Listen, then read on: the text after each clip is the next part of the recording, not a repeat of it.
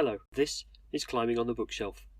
I hope I find you well, and hope you're all on a bit of a high with the road getting back to some sort of normality from the COVID-19 pandemic, as the lockdown in the UK and probably around the world is on a path to be controlled, and dates for normality and getting back to life can resume. I think it's around about sort of the end of June time, I think. Also, I hope you've been reading during the pandemic, reading more, and maybe even bought some mountaineering literature, which I would love to hear any recommendations that I can read too. You can get in touch with me if you want to have a look in the show notes. This episode, I'll be reading from a classic edition of mountaineering writing, Starlight and Storm by Gaston Rebuffat. I think that's how you pronounce his name, but I've probably got it wrong. He's a French alpinist and mountain guide. He's well known in the first expedition to summit Annapurna 1, and that was in 1950. This particular mountain is one of the 8,000ers, and it was the first to be summited. And he was also the man to climb all the 6 great north faces of the Alps, which are, and just bear with me with my pronunciations, the Grand Jurasses, the Piz Badil, the Dru, the Matterhorn, the Cima Grande Lavaredo, and of course the Eiger.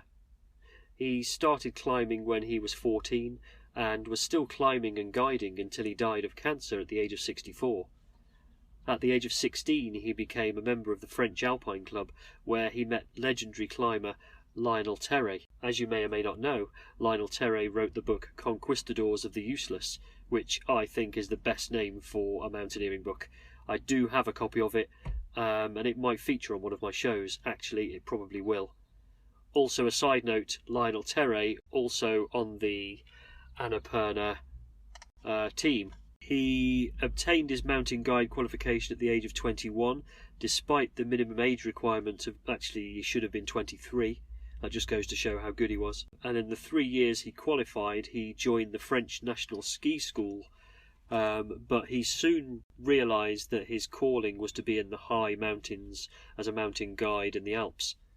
By the 1950s, he was known to be, or in the 1950s rather, he was known to be one of the foremost experts on the Mont Blanc Massif, where he also set several routes himself. It's from that calling he took on the North Faces, recounting each face in the book with great detail and emotion, and a style of writing that was unheard of at that time.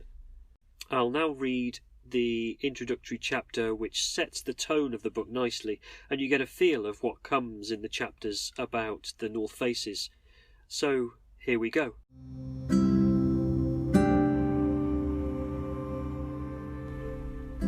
This book is the record of a young man's life devoted entirely to high mountains. For years while I lived in Marseille, I dreamed of climbing mountains. Each winter I found myself impatiently awaiting July. At last the day would come for departure to Chamonix. There I would spend a few days on the tops, only to return and wait for another year. Then one day, deciding that I must live among mountains, I became a guide.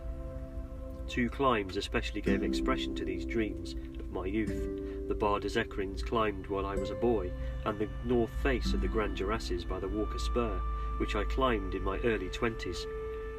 Coming down from the Jurasses in 1945, I found I had rid myself of my amateur ambitions, and my desire for high places assumed a new quality. I left the National Ski and Mountaineering School, at which I was an instructor, and took up my profession as a guide. It seemed to me that I was now complete master of my destiny. A dream which comes true leads to other dreams. After the Walker Spur of the Grand Jurasses, I wanted to climb the other north faces, the Dru, Badil, Matterhorn, Cima Grande, and Eiger. When these faces were untrodden, I was still a child. Now that I was of an age to climb them, I wanted to climb them all. In this modern age, very little remains that is real. Night has been banished, so have the cold, the wind, the stars. They have all been neutralized. The rhythm of life itself obscured. Everything goes so fast and makes so much noise, and men hurry without heeding the grass by the roadside, its colour, its smell, and the way it shimmers when the wind caresses it. What a strange encounter, then, is that between man and the high places of this planet. Up here, he is surrounded by the silence of forgetfulness.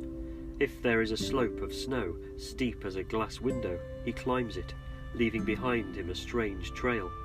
If there is a rock perfect as an obelisk, he defies gravity and proves that he can get up anywhere. Guides are no foolhardy adventurers. They live, they do their job. Every day in summer, they get up very early to question the sky and the wind. The day before, perhaps, they were uneasy, for clouds scarred the western horizon.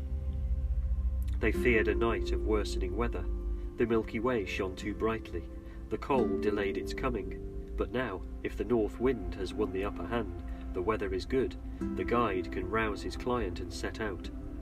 Then the rope will join together two beings who now live as one. During these hours, the guide is linked with a stranger who will become a friend.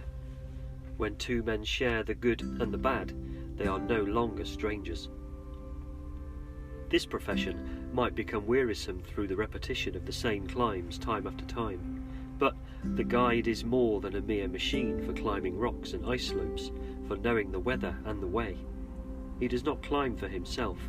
He throws open the gates of his mountains as a gardener opens his gates of his garden. The heights are a splendid setting for his work, and climbing gives him pleasure of which he never tires. But above all, he is repaid by the pleasure of the man he guides. He knows that such and such a climb is particularly interesting, that at this turn the view is quite suddenly very beautiful, and that this ice ridge is delicate as lace. He says nothing of all this, but his reward in his companion's smile of discovery. If the guide thought to win his pleasure only from his own climbing, he would be robbed of it, and soon tire of the mountains. In fact, he may climb the same crack or the same slope 5, 10, or 20 times a summer. He rejoices each time to new acquaintance. But his real happiness derives from a deeper pleasure, that of his kinship with the mountains and the elements, just as the peasant is akin to the soil or the workman to his materials with which he works. If a second man on the rope hesitates, the guide restores his confidence. If the storm breaks suddenly, he knows its secrets. His instinct masters it. His sense of responsibility multiplies his strength tenfold, and he brings his party back safe to the hut. He loves difficulty, but abhors danger, which is a very different thing. Sometimes it is true, he is killed by lightning, stonefall, or avalanche. That too is part of the job, but so long as he lives, he strives to lead his rope safely. In 1950, I was with the French expedition to the Himalaya on Annapurna. As on the Ecrins or the Jurasses, we were guided by the same dream. At first we felt a pleasing sense of awe, face to face with these gigantic peaks. Then, when we entered into the secret places, we walked, we explored, we climbed, and every evening we slept the sleep of happiness under the sky of Asia. Wood fires, camps in the valleys, camps on the glaciers in the Himalaya, evenings and sunsets in alpine huts. These nights in the mountains are among the fairest memories of a climber's life, but the most lasting and often the best are the bivouacs on the earth itself, under the stars. The man who climbs only in good weather, starting from huts and never bivouacking, appreciates the splendour of the mountains, but not their mystery. The dark of their night, the depth of their sky above. I know enthusiastic lads who flee the city at weekends to the forests of Fontainebleau or the Calanques. On the Sunday they climb, but beforehand on the Saturday evening they bivouac. Theirs is a taste for nature and the universe. On the other hand, some mountaineers are proud of having done all their climbs without bivouac. How much have they missed? And the same applies to those who only enjoy rock climbing, or only the ice climbs, only the ridges or the faces. We should refuse none of the 1,001 joys of that mountain that they offer us at every turn. We should brush aside nothing, set no restrictions. We should experience hunger and thirst, be able to go fast, but also know how to go slowly and to contemplate. Variety is the spice of life. There, wasn't that a great bit of writing? Kind of makes me want to be a alpine guide. It's such an it's so nicely written. It's lovely. And when he wrote this book in 53, I think it was, he was living back in Paris. And there's a little kind of note that he wrote that kind of just sums up how he wanted to get back to the Alps. It goes like this. This evening, as I write these lines, the desire seizes me to breathe the night air for a few minutes. It is winter and cold, hemmed in between two black masses of houses, fringed by the roofs of my narrow street. The stars seem to be moving slowly as I advance. It's cold, I say to myself. That's a good sign. The snow will be hard. How stupid of me. Am I not in Paris? But my street leads onto the quays where the Seine, with its sentinel trees and the quiet night, combine to recall nature, even in the heart of the great city. It is both early and late. It is the hour when mountaineers go out to the hut terrace to scan the sky, test the wind and the snow. It is cold, and cold nights mean fine days. It is the time to light the lantern and start out. Here, in Paris, I dream of high hills. Also, once you've read the North Face accounts, he's added a chapter called The Brotherhood of the Rope, where he gives you tips and techniques and what tools you need for the climb, but do bear in mind that this is 1954. He's given advice sort of 60 odd years previous to this. There are numerous advances in all of the stuff that he says, but the tips and techniques probably still hold true to some degree, even 67 years on. I'm now read the second extract, which is quite a bit shorter than the first one, from the Brotherhood of the Rope, where I think that when all climbers first start, these are the thoughts and dreams that they have. So, friend, come climbing with me. You'll love mountains, or rather you have a longing for them. Many times you have caught a glimpse of their beauty from the bottom of the valley, but today that is no longer sufficient. You are 20, that is to say, your body is almost completely formed. You have a good set of muscles, but not much endurance yet, so you'll have to go easily at first. Perhaps you are still studying, strength clamouring to be released. One day, probably at the weekend, you left the noisy streets behind to follow a little path which led you to the foot of a cliff or a rock pinnacle. Clumsily you uncoiled a rope. Feeling happy, rather scared, rather moved, you roped yourself up, or probably you were roped up. Your friend took the lead. Fearfully you watched him climb. Then an angle of rock hid him, and at that moment you realized better what a rope means.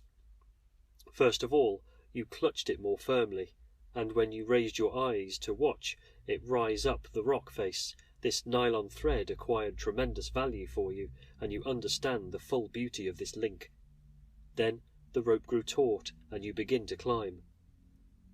And you were at times glad to see this spiritual link before you in concrete form. At night you went home, having discovered a real happiness, bearing on man's fundamental nature. The next day and the following days were spent thinking of the first weekend. Now the memories of the peaks you have glimpsed from the bottom of the valley, and those your first climb, are interwoven, and you begin to plan. With the help of competent friends, you are going to acquire some equipment, fine equipment, which you are already contemplating with a loving eye. The ice axe, your ice axe. The rope, your crampons, your rucksack, and you eagerly look forward to your departure for the mountains. Now, what an absolutely amazing book. If you're a lover of mountain literature, you probably already have this book in your collection, but if you don't, or if you're just getting into these types of books, then definitely buy this one. It's a great one to have, and it's a great one to reread over and over again. If you do, I promise you'll enjoy reading it as much as I do. I've read it 3 or 4 times already, and still it reads really well. And that's my thoughts on that book. If you like this episode, get in touch via the show notes. So you've been listening to Climbing on the Bookshelf.